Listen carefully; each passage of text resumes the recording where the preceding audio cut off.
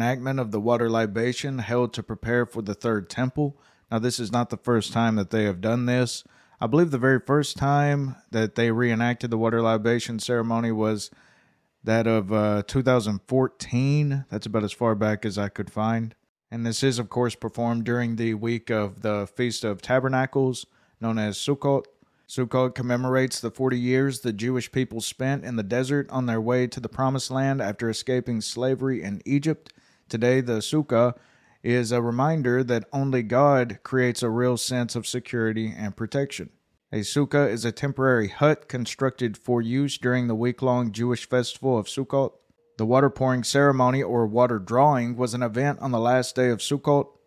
The priest would pour water over the altar that was earlier drawn from the pool of Siloam. Now, these reenactments are really ramping up the expectation for the third temple to be built. The Kohanim, now this was an article very similar, dated back to 2019, regarding the very same subject that we're speaking on today. The Kohanim, or the priests, were dressed in the biblically mandated garb, but for the first time, they were accompanied by Levites, wearing a special uniform set of clothes designed to be worn in the third temple.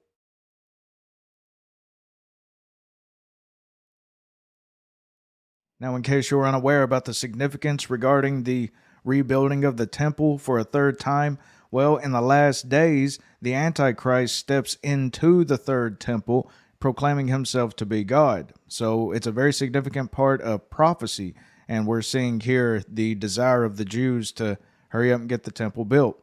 You see, the Jewish people do not believe that their Messiah will appear unless there is a temple. But how much better would it be for them to realize that their Messiah has already walked among us, Jesus Christ. In John 7:37, this very same ceremony was being held, this water libation ceremony. And Jesus, as it says in John 7, in the last day, that great day of the feast, Jesus stood and cried, saying, If any man thirst, let him come unto me and drink. He that believeth on me, as the Scripture hath said, out of his belly shall flow rivers of living water. This Feast of Tabernacles is particularly important because it is the one noted in Zechariah 14 that will be kept and held year after year during the millennial reign. Zechariah 14, And it shall come to pass that every one that is left of all the nations which came against Jerusalem shall even go up from year to year to worship the King, the Lord of hosts, and to keep the Feast of Tabernacles. So as always, my dear friends, do keep the Jewish people in your prayers that they would turn to the Messiah. Romans 11:25, blindness in part is happened to Israel, in part, not totally, but in part, is happened to Israel, until the fullness of the Gentiles be come in. And so all Israel shall be saved, as it is written, There shall come out of Zion the deliverer, and shall turn away ungodliness from Jacob.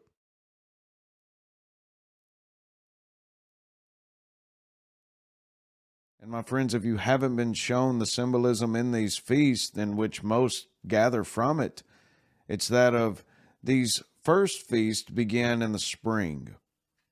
And that is the Feast of Passover, unleavened bread, first fruits, Pentecost, all begin in the spring.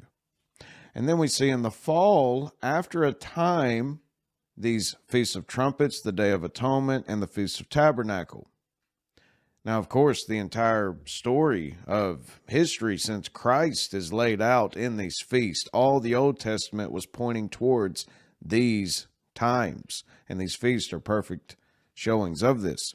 First of all, you got the Passover, the death of Christ. Then you have unleavened bread being the burial of Christ.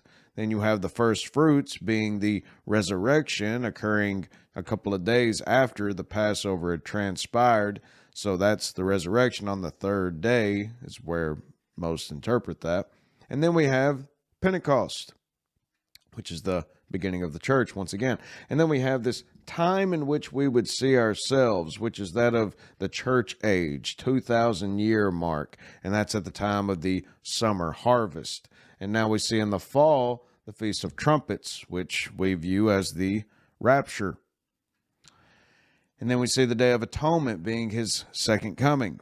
They'll mourn for him. They'll look upon him in whom they have pierced on that day.